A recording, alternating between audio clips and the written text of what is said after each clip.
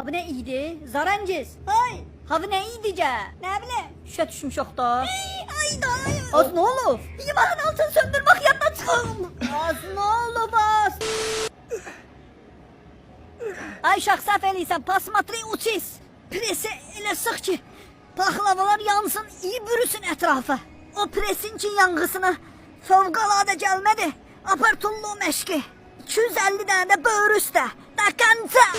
Barter eləyirəm, istəyən yoxdur. Ha, soku versən ver qaytarım. Ver. Sən elə bir soku davayla sonra fikirləşərik. Bax həbilə, gəl azbillər o. Keyfiyyətsiz bir dənə də atkısı var, itaparan olsun.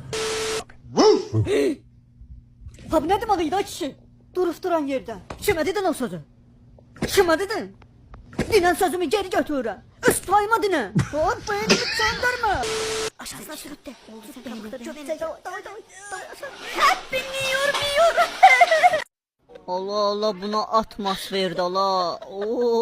Oy beyin getdi o şer. Pişiklər mart ayında çox aqressiv olurlar. Sən Onları demə. ona görə cütləşdirmək lazımdır. Agresifim ha. Agresifim da soyun. Çıkış var o. Sen bana çıkış. Havra düşmüş daha hani. Gözümün qabağında ne tərətif batdı. Əşnəsə başımın gözümün sadaqası olsun.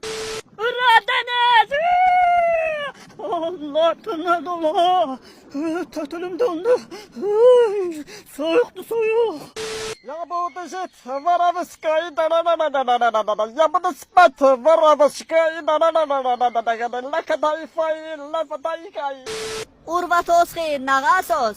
Habın ayın tarixi neçəsinə qədər? Misya dəftərini yaz verəcəm. Süni intellekt nətər inkişaf eləyib. Nətər məxşir, tüklərim biz oldu. Nə qəşəq sürüşkəndi, mən də sürüşüb baxım çox hündür deyil.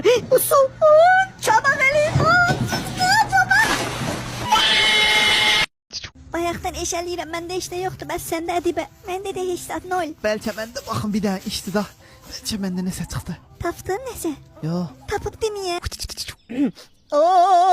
Saxla, biraz ürəklə də. Əsas da boğaz qırtdağa fikir ver biraz. Oldu yaxşı. Bəsdir də. Sən nə qəşəksən, yiyərəm sən. Nə? Kim? Sən mənim dirsəyimi yiyərsən. Teymuraz oradan bir daha gaz açarın ve bas. Sen ne yapsana? Dadananın sana terbiye vermeydi. Əsəbləşmə vazih. Uşaq da yalı verdə kes. Ay mama bu nədir? Nə bilim ay bala dəhşət yurdu.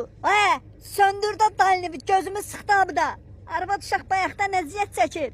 50 də problemoz var gelin ondan sonra işıqlandırın. Dəyin gör ağa. Nədir? Teknolojiya. Nervilərimi işləyir. Neden o? Ha? Heç zat. Canlı zor olub. Cüyyəcik köpək.